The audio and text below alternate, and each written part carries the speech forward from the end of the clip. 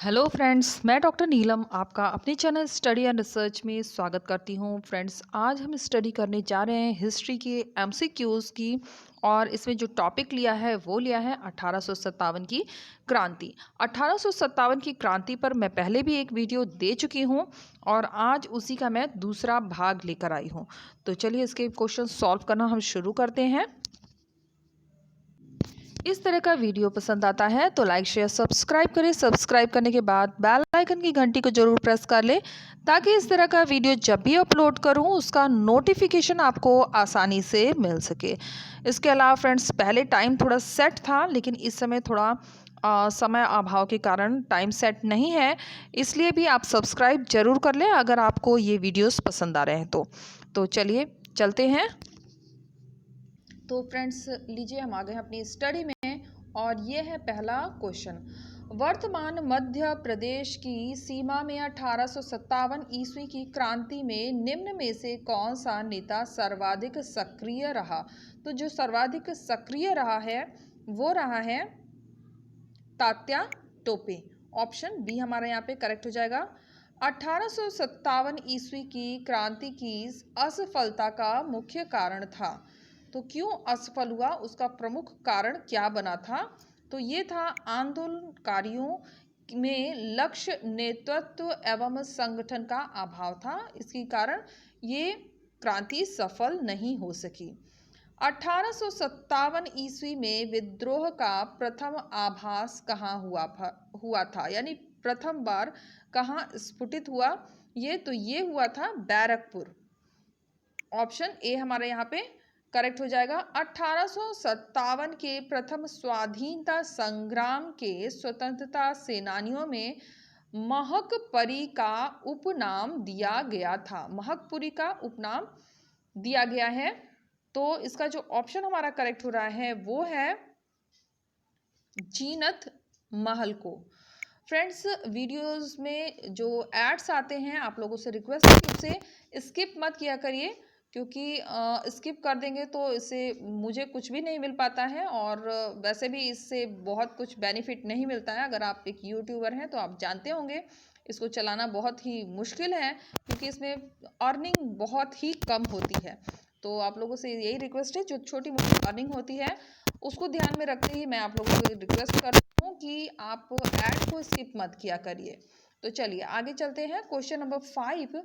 1857 ईस्वी के प्रथम स्वाधीनता संग्राम के विषय में निम्नलिखित कथनों का अध्ययन कीजिए और नीचे दिए कूट से सही उत्तर चुनिए। तो नीचे कूट दिया गया है और उसी के आधार पर हमें उत्तर का चुनाव करना है।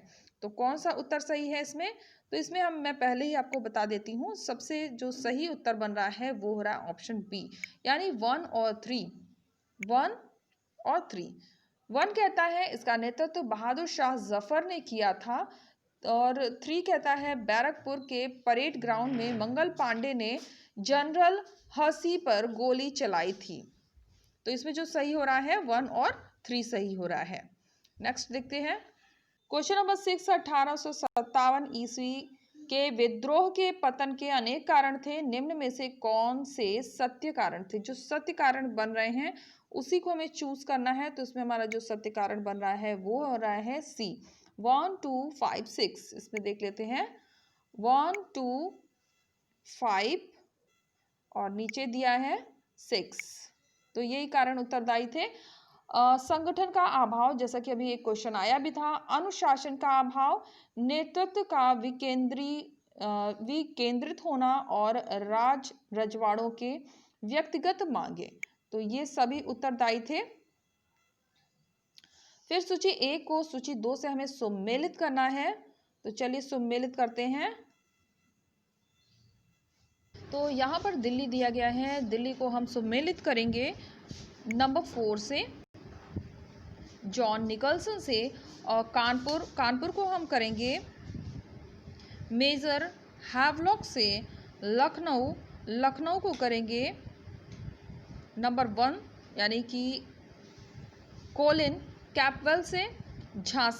झांसी को हम करेंगे सर ह्यूरोज से। और इलाहाबाद को कहाँ करेंगे? इलाहाबाद को करेंगे जनरल नील से। यहाँ पर हो जाएगा नंबर 5 से। तो इस तरह से आप सम्मिलित कर लीजिए। एक बार फिर से रिपीट कर लेते हैं। दिल्ली जॉन निकलसन, कानपुर हो जाएगा मेजर हैवलॉक, लखनऊ हो जाएगा कोलिन कैंपवेल, और झांसी हो जाएगा सर ह्यूरोज, इलाहाबाद जनरल नील से। 1857 ईस्वी में भारत में हुए विद्रोह के नेता तात्या टोपे का मूल नाम क्या था? तो इनका जो मूल नाम था वह था रामचंद्र पांडुरंग। ऑप्शन डी हमारा यहाँ पे करेक्ट हो जाएगा। फिर आ जाता है क्वेश्चन नंबर 9। ब्रिटिश राज ने ईस्ट इंडिया कंपनी को समाप्त करके भारत में ब्रिटिश स्वामित्व का प्रशासन निम्न में से किस वर्ष अपने हाथ में लिया? तो जिस वर्ष हाथ में लिया था वो वर्ष था 1858। ऑप्शन बी हमारे यहाँ पे करेक्ट हो जाएगा। 1857 ईस्वी में नेताओं में से किसने सबसे पहले अपना बलिदान दिया? तो सबसे पहले जो बलिदान देने वाला था वो था मंगल पांडे। निम्नलिखित घटनाओं पर विचार कीजिए। तो ये घटनाएं दी गई हैं और इनको कालक्रमानुसार हमें व्यवस्थित करना है। नीचे कोड दिए गए हैं, कोड के अकॉर्डिंग इन्हें हमें व्यवस्थित करना है। तो चलिए देख लेते हैं कौन सा होगा। तो इसमें हमारा जो बन जाएगा नील विद्रोह दिया है, संथाल विद्रोह दिया है। तो सबसे पहले हम जो रखेंगे वो रखेंगे संथाल का विद्रोह नंबर 1 पे। फिर हम रखेंगे सिपाही विद्रोह ऑप्शन 4 को। इसके बाद हम रखेंगे नील विद्रोह को नंबर 3 पे, और सबसे लास्ट में आ जाएगा दक्कन के दंगे नंबर 3, 4 नंबर पर हो जाएगा। फिर से देख लेते हैं। सबसे पहले आ जाएगा संथाल विद्रोह, फिर रखेंगे सिपाही विद्रोह, फिर नील विद्रोह और लास्ट में दक्कन के दंगे। तो इसके अकॉर्डिंग हमारा जो आंसर बनेगा वो बन जाएगा ऑप्शन डी। 1857 के विद्रोह के ठीक बाद बंगाल में निम्न में से कौन सा विप्लव हुआ?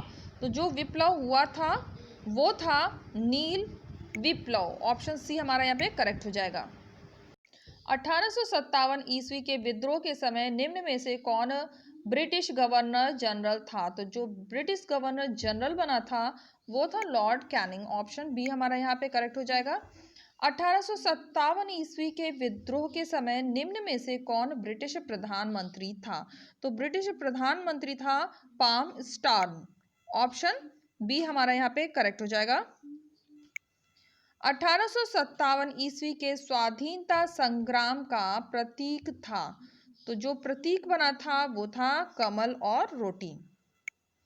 रानी लक्ष्मीबाई को अंतिम युद्ध में सामना करना पड़ा था, तो किसका सामना करना पड़ा था? तो ह्यूरोज का। ऑप्शन ए हमारे यहाँ पे करेक्ट हो जाएगा। दिल्ली में बहादुर शाह द्वितीय प्रतीकात्मक नेता के रूप में विद्यमान थे, परंतु निम्न में से किसके हाथ में सेना का वास्तविक शासन था? तो वास्तविक शासन था वो था वक्त खां, क्योंकि जो मुगल बादशाह थे वो काफी वृद्ध हो गए थे, तो सारा दायित्व वक्त खां के ऊपर था। 1857 ईस्वी में स्वतंत्रता संग्राम के समय इंग्लैंड के शाही तख्त पर निम्न में से कौन विराजमान था? तो जो विराजमान था वो था महारानी विक्टोरिया। निम्न में से कौन सा कारण 1857 ईस्वी की क्रांति का कारण नहीं था? तो जो कारण नहीं था वो पूछा गया है। तो भारतीयों का संगठित और शक्तिशाली होना ये कारण बिल्कुल भी नहीं था, इसका अपोजिट कारण था। बाकी कारण भी देख लेते हैं। लॉर्ड डलहौजी की अपहरण नीति, इससे जनता में काफी असंतोष व्याप्त हो गया था। वहीं बी कहता है सैनिकों को सुअर एवं गाय की चर्बी के कारतूस देना, जिसके कारण धार्मिक आघात महसूस किया था भारतीयों ने। तो ये भी एक बहुत अच्छा कारण बना था 1857 की क्रांति के लिए। भारतीयों का आर्थिक शोषण, और आर्थिक शोषण तो हो ही रहा था उस समय अंग्रेजों के द्वारा। तो ये सभी कारण उत्तरदायी थे। संगठित और शक्तिशाली होना ऐसा नहीं था। तो यही हमारा उत्तर बनेगा। आगे चलते हैं। Question number 20। लखनऊ अवध में 1857 ईस्वी में विद्रोह का नेतृत्व किसने किया था? तो इसका नेतृत्व संभालने वाली थी बेगम हजरत महल। ऑप्शन ए हमारा यहाँ पे करेक्ट हो जाएगा। 1857 के विद्रोह के समय दिल्ली का बादशाह बहादुर शाह द्वितीय, उसने मृत्यु पर्यंत अपना निर्वासित जीवन निम्न में से किस स्थान पर व्यतीत किया? तो इसका जो उत्तर बन रहा है वो हो जाएगा रंगून। ऑप्शन ए हमारा यहाँ पे करेक्ट हो जाएगा। 1857 ईस्वी की क्रांति को निम्न में से किसने भारतीय स्वतंत्रता संग्राम का प्रथम युद्ध कहकर पुकारा? तो प्रथम युद्ध कहने वाले थे वी.डी. सावरकर। ऑप्शन सी हमारा यहाँ पे करेक्ट हो जाएगा। निम्नलिखित में से किसने 1857 ईस्वी के स्वतंत्रता संग्राम में भाग नहीं लिया था? तो जिसने भाग नहीं लिया था उसका नाम हमें बताना है, वो होगा चंद्रशेखर आजाद। तात्या टोपे, नाना साहेब और लक्ष्मीबाई, इन्होंने तो भाग लिया था। तो इसमें चंद्रशेखर आजाद हो जाएंगे। क्वेश्चन नंबर 24, 1857 ईस्वी की क्रांति का निम्न में से कौन सा परिणाम नहीं था? जो परिणाम नहीं बना था वह था ऑप्शन डी, भारतीयों को उच्च पदों पर नियुक्त किया गया। ये कारण 1857 की क्रांति के लिए उत्तरदायी नहीं था, बाकी सभी थे। उनको भी देख लेते हैं। भारत का प्रशासन ब्रिटिश सरकार के हाथों में चला गया था, बिल्कुल सही है। फिर भारतीय सेना का पुनर्गठन किया गया, दोषी व्यक्तियों को कड़ी सजा दी गई। तो जो नहीं बना था ऑप्शन डी हो जाएगा। बिहार में क्रांति का नेतृत्व निम्न में से किसने किया? तो बिहार में क्रांति का नेतृत्व संभालने वाले थे कुंवर सिंह। जगदीशपुर बिहार से इन्होंने 1857 की क्रांति का नेतृत्व संभाला था। फिर आते हैं क्वेश्चन नंबर 26, 1858 ईस्वी के अधिनियम के माध्यम से भारत में अंग्रेजी शासन के नियंत्रण का अधिकार निम्न में से किसे दिया गया? तो जो अधिकार दिया गया था वो दिया गया था ब्रिटिश क्राउन को। ऑप्शन डी हमारा यहाँ पे करेक्ट हो जाएगा। 1857 ईस्वी की क्रांति को स्वतंत्रता का प्रथम संग्राम क्यों कहा जाता है? तो 1857 प्रथम क्रांति कहने के लिए ये सभी कारण उत्तरदायी हैं। तो हमारा ऑप्शन डी बन रहा है। एक बार कारण देख लेते हैं। ए कहता है इस क्रांति का संबंध किसी एक संप्रदाय से नहीं था, करेक्ट है। बी कहता है यह क्रांति अंग्रेजों को भारत से निकालने के लिए थी, ये भी करेक्ट है। और सी कहता है इसमें राजा, सैनिक, जनता सभी ने भाग लिया था। तो ऑप्शन हमारा इसमें बन रहा है डी। 1857 के बरेली विद्रोह का नेता निम्न में से कौन था? तो जो इस विद्रोह नेतृत्व संभालने वाले थे खान अब बहादुर। ऑप्शन ए हमारा यहाँ पे करेक्ट हो जाएगा। 1857 के विद्रोह में निम्न में से कौन संबंधित नहीं था? तो यहाँ पर भी यही पूछा गया कौन संबंधित नहीं था, तो ऊधम सिंह। ऑप्शन सी हमारा हो जाएगा। ये संबंधित नहीं थे, बाकी सभी संबंधित थे, जैसे कि बेगम हजरत महल, कुंवर सिंह, मौलवी अहमदुल्ला, ये सभी संबंधित थे 1857 की क्रांति से। भारत की स्वतंत्रता की पहली लड़ाई 1857 ईस्वी में प्रारंभ हुई थी। तो ये प्रारंभ हुई थी मेरठ से। ऑप्शन बैरकपुर, मेरठ में ही बैरकपुर है, वहीं से स्टार्ट हुआ था। फिर कुशल अकर्मण्यता की नीति का संबंध निम्न में से किस वायसराय से है? तो किस वायसराय से है? तो ये है जॉन लॉरेंस से। अकर्मण्यता की नीति को इंट्रोड्यूस करने वाले, परिचय देने वाले कह सकते हैं, ये दिए थे यहाँ पे मिस्टेक लगा दिया है, हो जाएगा ऑप्शन बी जॉन लॉरेंस। निम्न में से किसने धन के निष्कासन को अनिष्टों की संज्ञा दी और धन निष्कासन को ऋण कुचक्र कहा? तो ऋण कुचक्र का नाम दिया था दादा भाई नौरोजी ने।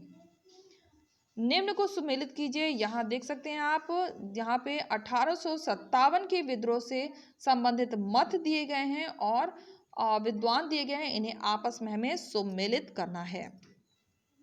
तो सबसे पहले जो दिया गया है वो दिया गया है पूर्णतया सिपाही विद्रोह ये कहा था सर जॉन लॉरेंस ने। राष्ट्रीय विद्रोह डिजराली ने कहा था। ईसाई धर्म के विरुद्ध धर्म युद्ध LR रिच और सामंतवादी प्रतिक्रिया, ये कहा था मिस्टर के ने। तो यहाँ पर चुआर विद्रोह हो जाएगा। इसको हम सुमेलित करेंगे चुआर विद्रोह को। नाम भूम एवं बारा भूम। उसके बाद आ जाता है कोल विद्रोह को हम करेंगे छोटा नागपुर से। कोय विद्रोह को करेंगे रंपा क्षेत्र से। और खोंड विद्रोह को करेंगे उड़ीसा से। क्वेश्चन नंबर 35, निम्न में से कौन से तथ्य 1936 ईस्वी कांग्रेस के फैजपुर अधिवेशन से संबंधित हैं? तो फैजपुर अधिवेशन से जो संबंधित हैं वो हो जाएगा नंबर 1, लगान व भू राजस्व में 50% की मांग। फिर हो जाएगा किसान यूनियन की मान्यता, कृषि आय पर कर लगाना, फिर ऋणों की वसूली पर स्थगन। तो ये सभी हो जाएंगे। हमारा ऑप्शन जो करेक्ट हो रहा है वो हो जाएगा ऑप्शन ए। नेक्स्ट क्वेश्चन देखते हैं। यहाँ पे आ गया क्वेश्चन नंबर 36। तो सबसे पहले दिया हुआ है उत्तर प्रदेश किसान सभा, इसे हम करेंगे 1918 से। अवध किसान सभा को हम करेंगे 1920 से। अखिल भारतीय किसान सभा को करेंगे 1936 से। ये काफ़ी इंपॉर्टेंट है और ये बहुत क्वेश्चन रिपीट भी होता है, ध्यान दीजिएगा। तो चलिए इस सूची को हम सम्मिलित कर लेते हैं। सबसे पहले है सन्यासी विद्रोह को हम करेंगे यहाँ पर स्थलों पर आने जाने पर प्रतिबंध सन्यासी विद्रोह। इसके बाद है बेलूथम्पी का विद्रोह हो जाएगा तत्कालिक दीवान को हटाने की मांग से बेलूथम्पी का विद्रोह। गडकरी विद्रोह हो जाएगा अंग्रेजों की कोल्हापुर पर अधिकार। फिर पागलपंथी आंदोलन, इसे हम करेंगे यहाँ पर इस्लामी शासन स्थापित करने की इच्छा, यानी ऑप्शन 2 से हमारा हो जाएगा। फिर से एक बार देखते हैं। सन्यासी विद्रोह, तीर्थ स्थानों पर आने जाने पर लगा प्रतिबंध। वेलुथम्पी विद्रोह, तात्कालिक दीवान को हटाने की मांग। गडकरी विद्रोह, अंग्रेजों का कोल्हापुर पर अधिकार। पागलपंथी आंदोलन, इस्लाम शासन स्थापित करने की इच्छा। क्वेश्चन नंबर 38, निम्न में से कौन सा कथन असत्य है? तो जो हमारा कथन असत्य हो रहा है वो हो रहा है सी। 1865 ईस्वी में भारत में बजट प्रणाली आरंभ हुई। और एक कहता है बारदोली सत्याग्रह में वहाँ की महिलाओं ने वल्लभ भाई पटेल को सरदार की उपाधि दी, बिल्कुल करेक्ट है। फिर 2 है बारदोली सत्याग्रह के संदर्भ में सरकार ने जांच के लिए मैक्सवेल ब्रूमफील्ड की अध्यक्षता में एक आयोग गठित किया, ये भी करेक्ट है। और 1865 में भारत में बजट प्रणाली आरंभ हुई, यही गलत है और यही हमारा उत्तर बन रहा है डी है। 1870 ईस्वी में लॉर्ड मेयो की सरकार द्वारा प्रांतीय वित्त प्रशासन को केंद्रीय वित्त से अलग करने की दिशा में पहला कदम उठाया गया, तो ये भी हमारा करेक्ट है। आगे देखते हैं नेक्स्ट क्वेश्चन। यहाँ पर सूची सुमेलित करने का क्वेश्चन आ गया है। तो सबसे पहला जो क्वेश्चन है वो कहता है चांदी का सिक्का भारत के समस्त ब्रिटिश राज में एकमात्र सिक्का बनाया 1835 में। फिर आगे आ जाता है पेपर करेंसी को हम कर लेंगे 1861 से। गोल्ड स्टेटस रिजर्व की स्थापना 1900 में हुई और सोने के विनिमय में उसी दर से करेंसी नोट निकालने की व्यवस्था की गई 1893 में। तो ये सामने ही सारे मैच हो रहे हैं, फिर से आप देख सकते हैं। 1835 में चांदी का सिक्का भारत के समस्त ब्रिटिश राज्य में एकमात्र सिक्का बनाया। फिर 1861 में पेपर करेंसी एक्ट आया, ये बहुत ही इंपॉर्टेंट है और ये रिपीट भी हुए हैं कई जगह नेट का अगर आप एग्ज़ाम दे रहे हैं तो। फिर हम चलते हैं 1900 में गोल्ड स्टैंडर्ड रिजर्व की स्थापना हुई फिर 1893 में सोने के विनिमय में उसी दर से करेंसी नोट निकालने की व्यवस्था की गई। और यहाँ आ जाते हैं हम, लास्ट ये क्वेश्चन है इस वीडियो का, भारत में स्वीकृत पत्र मुद्रा की शुरुआत कब हुई? पत्र मुद्रा की बात कर रहा है तो इसकी शुरुआत हुई थी 1862 में। ऑप्शन बी हमारे यहाँ पे करेक्ट हो जाएगा। तो फ्रेंड्स हम आ गए हैं अपनी प्लेलिस्ट पे। यहाँ पर आप देख सकते हैं आपको काफ़ी हिस्ट्री के ओल्ड पेपर मिल जाएंगे। अगर आप यूजीसी नेट का ओल्ड पेपर देखना चाहते हैं तो डिस्क्रिप्शन बॉक्स में जाए, यहाँ पर ये आपको पूरी सीरीज़ मिल जाएगी। मैंने हर एक पेपर को डिवाइड करके अपलोड किया है। जैसे प्राचीन इतिहास के क्वेश्चंस अलग कर दिए हैं, मध्यकालीन इतिहास के क्वेश्चंस अलग प्लेलिस्ट क्रिएट किया है और आधुनिक इतिहास के क्वेश्चन अलग क्रिएट किए हैं।